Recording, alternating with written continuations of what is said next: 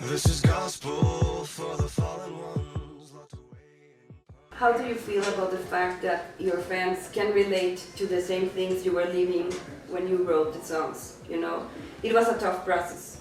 You know, and I want to know, like, what do you think about? I mean, if people relate to it, that's like a bonus. You know, I'm hoping that people will be able to relate to the songs I'm singing. But if they don't, it came from a place where I was writing it for me about things that I went through. But it makes it more special when people can say, "Oh, I relate to that song." You know, "Oh, I was going through a similar thing." That's awesome. That's really cool. I mean, it makes me feel a little more validated.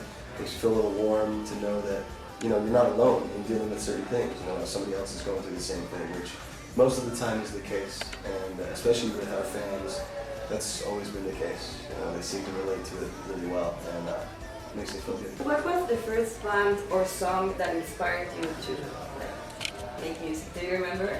Oh jeez. I think when I was younger, what made me want to make music were bands like Sublime, Blink-182, NoFX. I wanted to be in a punk band. I wanted to start playing punk music. That's all I listened to. You know, Face to Face, No Use for a Name, Vandals. It was just a bunch of punk, like pop punk music. Well, we all know that Spencer left the band. Mm-hmm. But after that, I want to know, like, what gave you, like, strength, or what kept you going? Not to say, like, I'm gonna stop the band and I'm not gonna do anything. Well, to keep the band going came, you know, from a couple of places. For me personally, it came from me to say, you know, what do I actually enjoy doing? What do I really love, and what do I want to accomplish? Which was everything that lined up with the band. I mean, I love music so much, and I love this band so much, and everything that it's given me, every opportunity that it's granted me, that it came from a place where I just enjoy doing what I do. But you know, there were moments of doubt, and to see the support from our fans to come to shows and hold up signs showing support and telling us how much we mean to them, I mean, it's, you know, to say that I'm only doing this for myself is a lie, because I'm doing it to experience something with a group of people, you know, our fans, our friends. It's like to be able to connect on a level that most people will never understand, to have that deep connection. I mean, a lot of people miss out on it, you know, just writing things off or being cynical or being negative about stuff, to not fully immerse yourself in an experience. I think you're depriving yourself of something really great and beautiful, and our fans have always been, you know, the best at, you know, being supportive and showing us and letting us know that they really appreciate what we do, and that, you know, pushed me through a lot of that negativity. It's really good. Nobody wants the band to end, but when Yeah, you, I don't want like, it to end. decide to finish the project and whenever Panic ends, how do you want the band and the project and the idea to be remembered? Hopefully for my accomplishments. You know, I'm guessing, you know, we'll be remembered for some bloopers, some failures, which I think is necessary. I think that people need to realize, you know, things that we tried to do and maybe didn't accomplish. That's very important to remember. But I hope that's it. I hope they don't remember us for things we didn't do.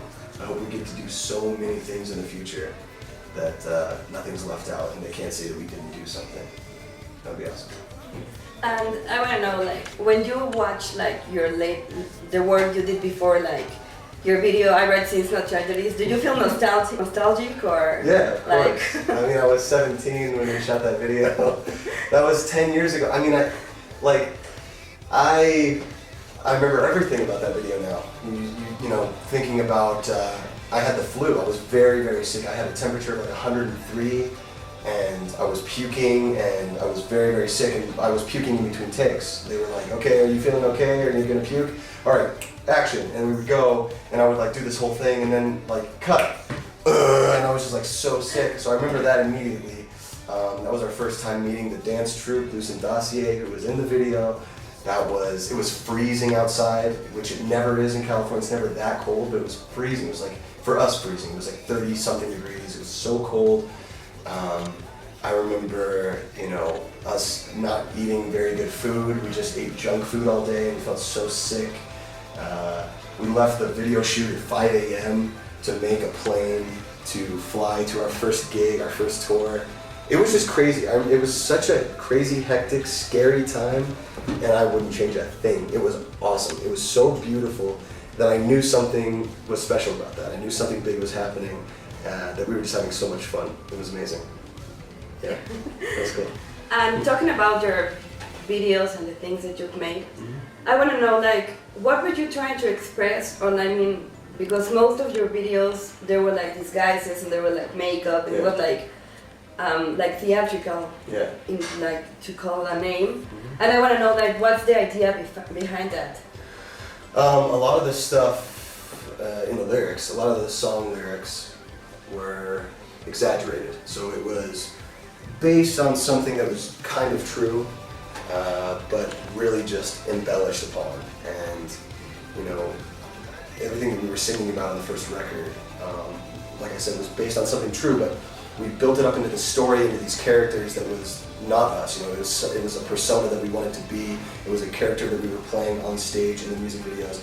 So we wanted to dress up in the videos to portray these characters to, you know, in a literal sense, be someone else entirely in this medium. And yeah, after a while, you know, you can only be somebody else for so long. You know, when we were starting to like be those people off stage, and it got confusing. So we're like, okay, you know, and then, you know, after a while you start to change, and then certain things happen. And I still love playing characters though, but now I know when and where I need to do that, and not just off stage. You know, it's good. And this is like a question, it's like a funny one. Okay. There's a video where you were like drunk or supposedly drunk, and you explained like. Is this the Fall Boy? Yeah. Yeah. If somebody had to do what you did, like to tell Panic Story, who would you choose? Oh God. Well, it would have to be somebody that can drink a lot, because I asked them why they didn't put how much I drank on the video, and they said because legally, from a legal standpoint, you could actually poison somebody and like they could die.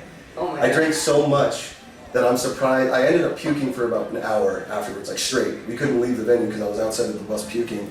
It was so bad. I thought I was gonna have to like be hospital. It was terrible. But it was a lot.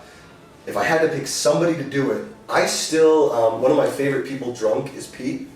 Pete and I, when we drink together, it's kind of like a frat house. Like we just want to like play pranks on people, and we want to like fuck around and just like, he's a funny dude when he's drunk. Pete is really funny when he's drunk. And I think that him telling the story of Fall Out Boy would be amazing, because I wonder how much he would remember that wasted.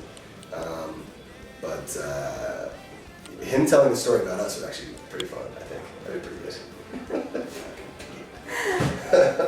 Do you remember your first memory from Mexico? The first time you came? Oh yeah, definitely. What was? The thing that I always remember, and I can never forget, was when we were at the show, Zach actually brought us in. They were selling bootleg merch outside. I still have that cup. Me too. They were selling bootleg merch, and one of the things that we actually bought bootleg merch from outside the venue. We bought our own bootleg merch, which is so shitty. But we did it because it was actually really well done. We saw that they were making these mugs with like hammered in designs in metal that they glued to these mugs, and they were so good. There was one of like a gun being held, and it was just really, really good. I actually still have the cup at my house. It's like one of the coolest things ever. So that was the first thing, and then after we left the show, when we played the show, we got into the van. We were headed back to the hotel. We had to fly out really, really early the next morning, like 6 a.m.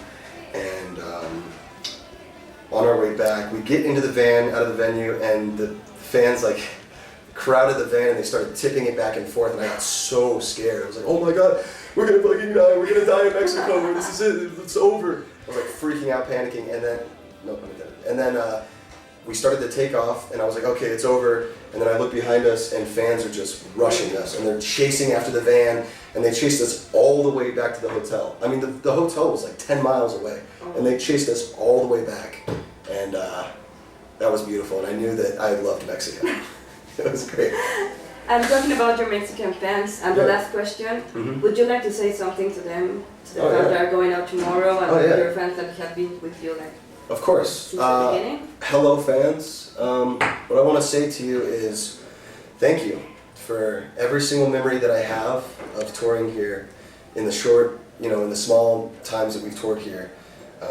Every time I remember, and it's been so special to me because being able to play music for a living is a dream of mine, and being able to travel abroad to show people something I created and enjoy it together is something that I never dreamed possible. So thank you for supporting and loving, and I love you guys. Thank you very much.